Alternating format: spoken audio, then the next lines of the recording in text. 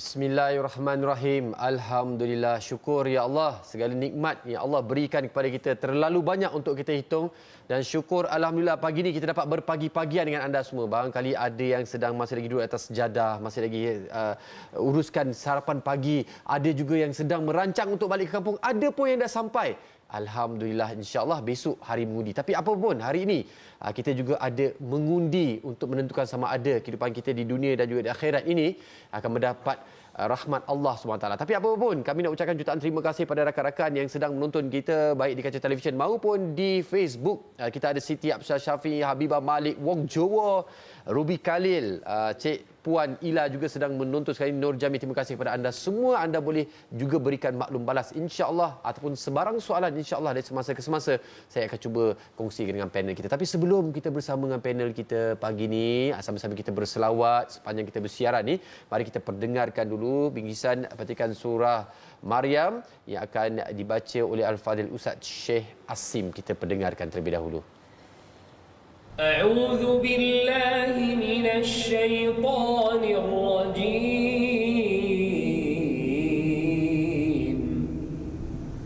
بسم الله الرحمن الرحيم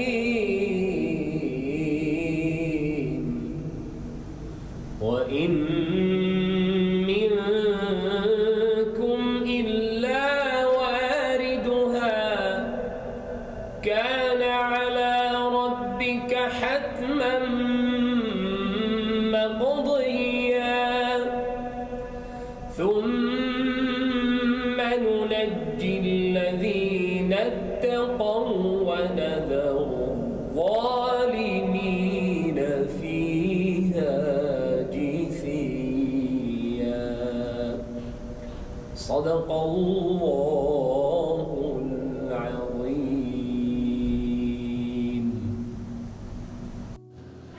Dan tiada seorang pun di antara kamu melainkan akan sampai kepadanya. Yang demikian adalah satu perkara yang mesti berlaku, yang telah ditetapkan oleh Tuhanmu.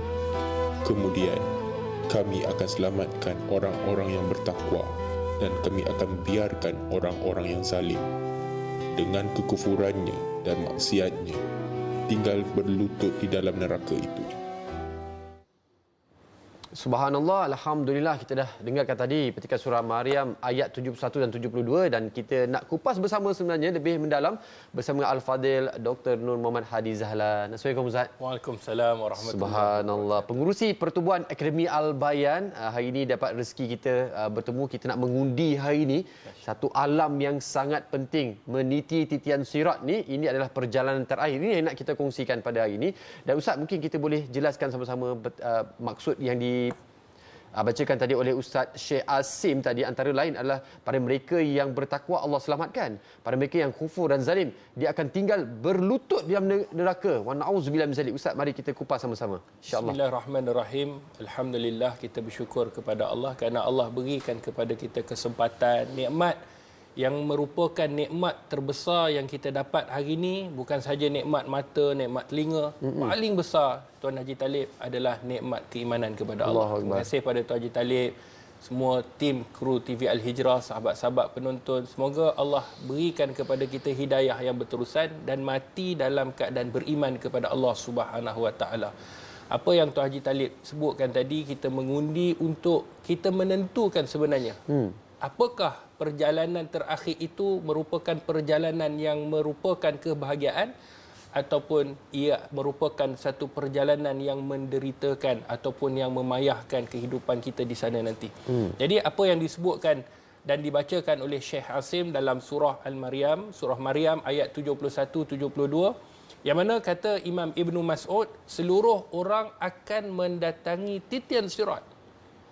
Semua orang, tak kira siapa pun, apa pun darjat dia, apa pun pangkat dia, kedudukan dia, besar mana pun namanya, semua mereka ini, kita ini semua akan melalui titian sirat. Kemudian kata para alim ulama, kedatangan mereka tersebut adalah berdiri di sekitar neraka. Sebenarnya titian sirat ini adalah satu titian yang mana kita nak menuju ke syurga Allah. Kerana itu titian sirat ini digambarkan oleh Nabi sallallahu alaihi wasallam gelap gelita. Sebab itu yang nak menentukan kehidupan kita, yang boleh menyelamatkan pada ketika itu adalah amalan yang kita lakukan di atas muka bumi. Maka kata para alim ulama, di atasnya terdapat duri-duri. Titian sirat ini terdapat duri-duri yang mana di sana juga dikelilingi oleh para malaikat yang membawa gancu. Gancu ni seperti sabit, dia akan menggunakan untuk mengambil orang-orang yang tidak beriman kepada Allah ataupun yang melakukan maksiat kepada Allah. Lalu mereka akan jatuh di dalam neraka Allah Subhanahu wa taala. Dan manusia dalam ayat itu tadi dikupaskan, manusia ini akan melintasi titian sirat bergantung kepada amalan masing-masing. Apa yang mereka kerjakan pada hari ini, maka mereka akan dapat pada esok hari ketika mana mereka melalui titian sirat. Sebab tu Tuan Haji Talib, bila kita baca ayat ini dan bila kita renungkan apa yang berlaku ketika mana kita akan menghadapi titian sirat, maka dia akan menginsafkan kita. Sebab kita semua akan mati, akan melalui, tidak kiralah siapa pun, inilah perjalanan terakhir kita. Dan ada dalam kalangan yang disebutkan tadi, mereka akan melutut, menyesal, diduduk dalam neraka Allah, minta untuk keluar. Ketika itu tidak ada jalan keluar melainkan dengan kehendak Allah Subhanahu wa taala. Allahu akbar. Satu situasi yang kita selalu dengar daripada kecil, kadang bila ustaz-ustazah kita, guru-guru kita membayangkan suasana nak melintasi titian sirat. Ada yang lepas macam halilintar, ada yang berkongsi bahawasanya titian sirat tu ibarat rambut selai dibelah 7 pula. Dan ustaz, mungkin ustaz boleh kongsikan bagaimana agaknya gambaran perjalanan titian sirat dan bagaimana pula keadaan mereka yang terlepas. Kita nak beri tumpuan pada mereka-mereka yang terlepas dengan selamatnya melintasi titian sirat tu. Sahabat-sahabat penonton yang dirahmati oleh Allah, ada beberapa hadis Nabi sallallahu alaihi wasallam menceritakan tentang dahsyatnya titian sirat. Yang pertama, titian sirat ni licin. Dia adalah licin seperti mana yang disebutkan di dalam sebuah hadis Nabi sallallahu alaihi wasallam, hadis yang dikeluarkan oleh Imam Al-Bukhari di dalam sahihnya. Kata Nabi sallallahu alaihi wasallam, kemudian didatangkan jambatan lalu dibentangkan di atas permukaan neraka jahanam. Satu jambatan yang di bawahnya neraka jahanam. Kami para sahabat bertanya, "Ya Rasulullah, bagaimana bentuk jambatan itu?" Maka kata Nabi sallallahu alaihi wasallam, dia licin lagi melicinkan. Allahu Akbar. Seperti kalau kita pergi ke sungai, batu yang licin, kita kadang-kadang terjatuh ataupun tergelincir, terseliu. Itulah umpama yang diberikan oleh Nabi. Yang kedua, titian sirat ini mempunyai cangkuk. Seperti mana dalam hadis Nabi sallallahu alaihi wasallam, hadis yang dikeluarkan oleh Imamul Muslim, kata Nabi, pada sirat itu, titian itu terdapat pencangkuk seperti duri pohon sa'dan. Boleh Google pohon sa'dan ni, ustaz tengok satu pohon yang penuh dengan duri. Allahu Akbar. Boleh tengok dalam Google, boleh search tengok bagaimana pohon sa'dan. Satu pohon yang penuh dengan duri. Maka kata Nabi, pernahkah kalian melihatnya? Para sahabat, pernah wahai Rasulullah. Maka pada waktu itu kata Nabi, maka ia seperti duri pohon sa'dan. Tiada yang mengetahui ukuran besarnya kecuali Allah. Berapa besarnya duri itu, berapa panjangnya tidak diketahui kecuali Allah. Maka ia akan mencangkuk manusia sesuai dengan amalan mereka. Allah. Ustaz, bila baca hadis ni, kadang-kadang kita rasa, ya Allah, bolehkah kita terlepas daripada titian sirat yang sangat dahsyat ini? Kita risau, di sanalah kita akan ditentukan sama ada kita selamat ataupun tidak. Yang ketiga, seperti mana Tuan Haji Talib sebutkan tadi, ia halus daripada rambut, tajam daripada pedang. Ini berdasarkan daripada Abu Sa'id radhiyallahu an berkata, sampai kepadaku khabar bahawa sirat itu lebih halus daripada rambut dan lebih tajam daripada pedang. Kerana itu Imam Ghazali dia sebut apa? Jambatan yang dibentangkan di atas perut neraka jahanam, dia lebih tajam daripada pedang, lebih halus daripada rambut, kemudian dia menggelincirkan kaki-kaki orang kafir dengan ketentuan Allah, lalu mereka akan masuk ke dalam api neraka Allah Subhanahu wa taala. Sebab tu Tuan Haji Talib, inilah titian sirat yang semua kita akan lalui, sama ada kita berjaya ataupun tidak. Kata ulama, bergantung pada sekarang apa yang kita lakukan. Allahu Akbar. Subhanallah. Itu dia yang kita, dan saya sempat juga Google ustaz pokok sa'dan tu. Macam mana nak lepas ni? Allahu Akbar. Dan Ustaz, sebenarnya kita juga nak sentuh juga bagaimana sebenarnya kita tak tahu ciri-ciri. Kita tahu ia cukup menggerunkan, tapi kita tahu Allah ni Maha Pengasih, Maha Penyayang, Ustaz. Pastinya Allah dah beri kita cara-cara, laluan-laluan untuk kita lepas dengan rahmat-Nya. Jadi kejap lagi kita nak berehat. Lepas ni kita nak tahu juga apakah ciri-ciri pada mereka yang Allah berikan peluang untuk melintas seperti halilintar yang memancar. Dan sepanjang kita berehat seketika Ustaz, dan kita nak mohon juga pada para penonton semua untuk terus berselawat, insya-Allah. Kita berehat seketika, kembali lepas ini. Syukur Alhamdulillah, ya Allah. Terima kasih pada semua rakan-rakan yang terus menonton. Dan kita nak fahamkan sebenarnya Ustaz, bagaimana sebenarnya kasih sayang Allah ni. Allah beri kita peluang. Walaupun dunia ni kita kata hidup seketika, tapi dalam seketika ni Allah beri banyak peluang yang kita buat sikit, ganjaran di banyak. Adakah itu boleh membantu kita, Ustaz? Sahabat penonton yang dirahmati oleh Allah, sebenarnya apa yang kita sebutkan tadi, seperti mana di dalam Sahih Bukhari, kata baginda Rasulullah sallallahu alaihi wasallam, wa innamal a'malu bil khawatim. Sesungguhnya apa yang ditentukan, sesungguhnya amalan yang disebutkan oleh Nabi adalah pada pengakhirannya, bukan pada permulaan. Maka oleh itu kita kena segera untuk bertaubat kepada Allah Subhanahu wa taala dengan sebenar-benar taubat. Dan Tuan Haji Talib, kalau kita lihat kan, keadaan manusia yang melalui titian sirat yang kita rasa, ya Allah, macam mana kita boleh lepas ataupun tidak, maka kata Nabi SAW, ada dalam kalangan mereka golongan yang selamat. Maka dalam hadis yang dikeluarkan oleh Imamul Muslim di dalam sahihnya, kata baginda Rasulullah, orang-orang yang beriman akan melalui beberapa keadaan. Ada dalam kalangan mereka yang sekelip mata, Allahu Akbar, min tarfatil ain, sekelip mata. Tarfatil ain ni maknanya dia tak sempat nak klip, dah sampai dah. Allahu Akbar. Semoga kita tergolong dalam golongan orang yang lalu dalam keadaan sekelip mata. Amin. Ada juga dalam kalangan mereka yang lalu seperti kilat dan angin, lajunya mereka. Ada yang seperti burung, kuda, ataupun yang menaiki seperti unta. Maka mereka yang terselamat akan diselamatkan oleh Allah Subhanahu wa taala. Ini di dalam hadis yang dikeluarkan oleh Imamul Muslim di dalam sahihnya. Kemudian disebutkan bila mereka yang melalui titian sirat ini sangat gelap. Sangat gelap. Sehingga kan disebutkan bahawa yang akan memberikan cahaya itu, mereka akan keluar daripada tubuh badan mereka. Sebab tu titian sirat ni kita nak lalu seperti mana dalam satu bilik yang kita tak nampak. Mungkin kita tersadung, terkena katil, kadang-kadang waktu kita masuk bilik kita tak nampak, kena kursi dan sebagainya.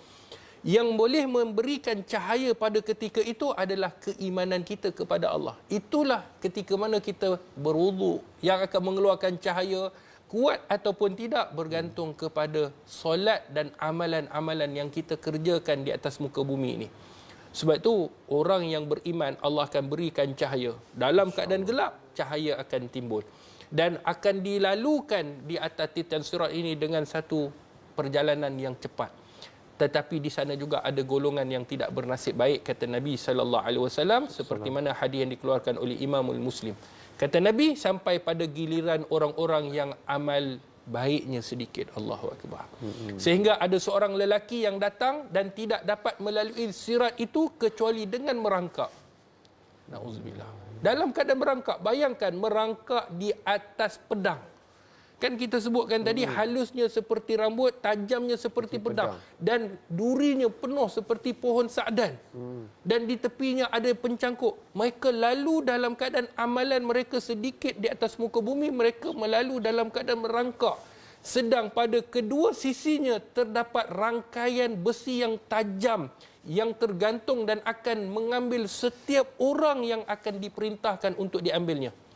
Sehingga ada yang terselamat tetapi tubuhnya cedera sangat teruk. Allahu Akbar. Dan ada pula orang yang akhirnya terjatuh, terhumban di dalam api neraka Allah Subhanahu wa taala. Sahabat-sahabat penonton yang dirahmati oleh Allah, apabila kita melihat alam sana, dia tak sama seperti alam dunia. Mungkin kita hari ini kita rasa keseronokan, kelazatan, kita rasa kemewahan, kemegahan, pangkat, harta, darjat ini boleh menyelamatkan kita, boleh menyenangkan kita di atas muka bumi. Tetapi apa gunanya pangkat, darjat, harta, kebahagiaan ini semua kita tak dapat gunakan untuk alam akhirat. Sebab tu sama-sama kita insafkan diri kita. Dan ada juga yang bertanya, bagaimana kita nak melalui titian sirat ini dengan selamat. Maka kata para alim ulama ada 3 amalan. Baik. Ustaz bila baca, ya Allah, Ustaz minta mohon supaya Allah berikan kesempatan untuk kita sama-sama boleh melalui titian sirat. Sangat takut. InsyaAllah. Amalan yang pertama seperti mana dalam hadis Nabi sallallahu alaihi wasallam, hadis yang dikeluarkan oleh Imam At-Tabarani, seperti mana yang disebutkan, iaitu melazimi ke masjid. Allahu akbar. Mudah-mudahkanlah kaki kita, ringan-ringankanlah perjalanan kita untuk ke masjid. Kata Nabi, masjid itu adalah rumah setiap orang yang bertakwa. Allah memberi jaminan kepada orang yang menganggap masjid itu seperti rumahnya. Kalau kita hari ini rumah, kita selalu pergi. Orang yang menganggap masjid ni sebagai rumahnya, bahawa ia akan diberikan ketenangan dan rahmat serta kemampuan untuk melintasi titian siratul mustaqim. Allah. Keredaan Allah, Allah akan berikan, iaitu dan Allah akan berikan kepadanya syurga. Sebab tu orang yang nak lalu titian sirat dalam keadaan selamat, lazimi ke masjid. Yang kedua, mudahkan urusan orang lain. Sebab tu kita esok nak mengundi. Para pemimpin apabila dilantik, mudahkanlah urusan masyarakat. Ya. Kalau kita hari ini ada kesempatan untuk memudahkan urusan orang, kita mudahkanlah urusan orang. Kata Nabi SAW seperti mana hadis yang dikeluarkan oleh Imam Ibn Hibban, barang siapa yang menjadi penghubung bagi saudaranya yang Muslim kepada penguasa dalam menyampaikan satu kebaikan atau memudahkan satu kesulitan, maka Allah akan membantunya dalam melintasi titian sirat pada hari kiamat ketika tergelincirnya kaki-kaki yang lain. Yang ketiga, Tuan Haji Talib, Ya saya. untuk kita hari ini selamat, iaitu dengan bersedekah. Kata Nabi SAW seperti mana yang disebutkan oleh para alim ulama, disebutkan man ahsana sadaqah. Ini disebutkan oleh para alim ulama, barang siapa yang memperbaiki sedekahnya, maka dia akan melintas di atas titian sirat dengan sangat mudah. Maka amalan-amalan ini bukan susah untuk kita lakukan, cuma memerlukan pengorbanan untuk kita menuju ke rumah Allah, untuk kita bantu orang. Hari ini kita boleh bantu, cari setiap hari kita bantu orang supaya Allah bantu kita di sana nanti. Dan jangan lupa untuk kita bersedekah, kerana bersedekah akan menyelamatkan kita daripada tergelincirnya kaki, termasuknya di dalam neraka Allah dengan kita bersedekah. Allahu Akbar. Ini antara 3 jawapan bocor yang Allah beri atas tanda kasih sayang dan rahmatnya kepada kita. Dan kadang bila terfikir melazimi masjid ni, kaum ibu ni macam mana kita nak pergi? Kita duduk rumah je. Tapi pada kiranya saya faham bahawasanya kalau kita tak boleh ke masjid, misalnya kata kaum ibu ada urusan di rumah dan menjaga keluarga, kita bantu untuk membina masjid juga bagi orang lain pula datang dah hadir ke masjid. Dan kami difahamkan juga Ustaz dalam ikhtiar dalam untuk membina masjid di dalam pertubuhan Akademi Al-Bayan ni dan juga tempat untuk kita belajar. Mungkin Ustaz boleh kongsikan juga bagaimana 3 amalan ni. Saya rasa satu di Akademi Al-Bayan ni nanti akan ada masjid, insya-Allah, mudah-mudahan. Kemudian ada sesi untuk anak-anak orang mualaf ya, untuk belajar, mudahkan urusan dia untuk mengenal Allah dan meningkatkan kecintaan kepada Rasulullah SAW. Dan kita juga beri peluang pada mereka untuk bersedekah untuk dapat 3-in-1 ni Ustaz. Jadi Ustaz boleh kongsikan antara perkembangan Al-Bayan dan apakah yang boleh kita sama-sama bantu, barangkali dengan menyumbang kepada Akademi Al-Bayan ni jugalah nanti Allah pandang, Allah kasih sayang pada kita. Sahabat-sahabat penonton, dermawan, hartawan, mereka yang mempunyai hati yang ingin kembali kepada Allah, sama-sama untuk kita mengajak untuk melakukan kebaikan. Ustaz melakukan kebaikan, kita pun melakukan kebaikan. Semoga Allah kumpulkan kita ke dalam syurga Allah Subhanahu Wa Taala. Sahabat-sahabat penonton, Pertubuhan Akademi Al-Bayan seperti mana yang Tuan Haji Talib sebutkan tadi, kita dalam urusan untuk pembinaan, iaitu satu buah rumah Allah, masjid di Kampung Pego Alor Gajah, yang mana akan dinamakan satu nama, tetapi ia akan dikenali sebagai Masjid 3 Pintu. Masjid 3 Pintu? 3 pintu. Orang akan tertanya, apa yang dimaksudkan dengan Masjid 3 Pintu? Pintu yang pertama yang akan diambil daripada gabungan kesenian daripada Kerajaan Melaka. Pintu yang kedua kita ambil daripada kesenian budaya Cina. Pintu yang ketiga kesenian daripada budaya India. Yang mana ketiga-tiga pintu ini mereka membawa bangsa yang pelbagai tetapi akan menuju ke rumah Allah yang mana kita mengesakan Allah yang satu. Subhanallah. Itulah falsafahnya. Kita nak tidak ada bangsa, tidak ada keturunan, yang ada adalah ketakwaan kepada Allah Subhanahu Wa Taala. Kerana mereka merupakan aset terpenting umat Islam. Maka orang yang membantu membina rumah Allah, maka Allah akan membantu dan Allah akan membina rumahnya dalam syurga. Yang kedua, orang yang menginfakkan ke pertubuhan Akademi Al-Bayan ini, kita akan melahirkan golongan da'i mu'alaf. Di sana ada tahfiz dakwah anak-anak mu'alaf. Ada dalam kalangan mereka yang fakir miskin. Ada dalam kalangan mereka yang yatim. Ada dalam kalangan mereka yang dalam keadaan baru masuk Islam, nak mengenal Allah Subhanahu Wa Taala. Jadi kita nak bimbing, nak melahirkan mereka untuk da'i mu'alaf, untuk berdakwah di jalan Allah. Bayangkan setiap rakaat, setiap amalan yang mereka lakukan, kita dapat ganjaran. Kenapa? Kerana mereka bermula untuk mengenal Islam. Kemudian yang paling penting, yang paling besar, yang paling hebat adalah mereka akan usaha untuk memberi kefahaman kepada yang bukan Islam supaya memeluk agama Allah. Bayangkan ganjaran. Kita tak dapat nak berdakwah tetapi mereka berusaha, kita sama-sama berusaha, Allah menolong supaya mengislamkan berapa ramai umat Islam yang akan masuk. Semoga Allah merahmati kita. Dan kita juga ada kelas pengajian anak-anak mu'alaf secara percuma. Boleh dalam 3 bahasa, yang nak bahasa Melayu boleh, bahasa Mandarin boleh, bahasa Tamil pun boleh. Jadi masuk dalam kelas secara percuma dan insya-Allah kita akan buat juga kelas untuk orang dewasa.